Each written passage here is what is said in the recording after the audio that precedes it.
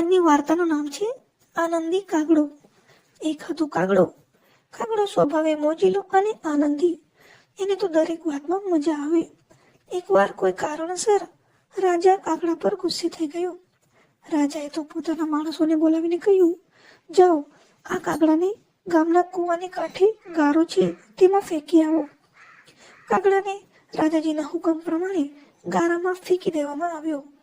કાગડાભાઈ તો ગારામાં પડ્યા આનંદથી ગાવા લાગ્યા, લપસણું કરતા શીખીએ ભાઈ, લપસણું કરતા શીખીએ. રાજા અને તેના માણસો નવાઈ પામ્યા કે આ કેવો કાગડો છે. ગારામાં આખા શરીરે કાદવ કીચડ ચોંટી જવા છતાં દુઃખી થવાને બદલે ખુશ કેમ થાય છે.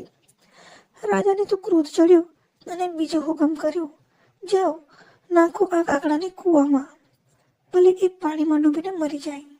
માણસોએ કાગડાને ઉચકીને કૂવામાં ફેંકી દીધો. પણ કાગડાભાઈ તો કૂવામાં પડ્યા ગાવા લાગ્યા, કૂવામાં તરતા શીખીએ ભાઈ, કૂવામાં તરતા શીખીએ. રાજા કહે, હવે તો આ કાગડાને આથી વધારે શિક્ષા કરવી જોઈએ.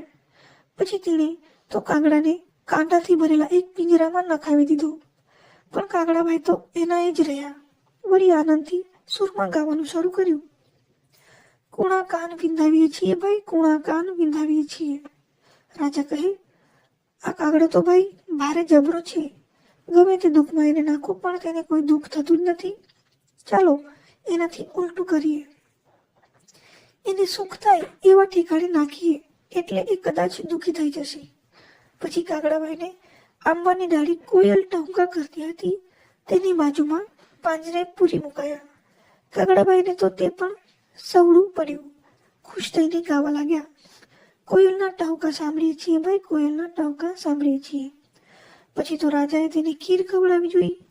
કાગડો તો ગાય કે મીઠી ખીર ખાઈએ છીએ ભાઈ, મીઠી ખીર ખાઈએ છીએ.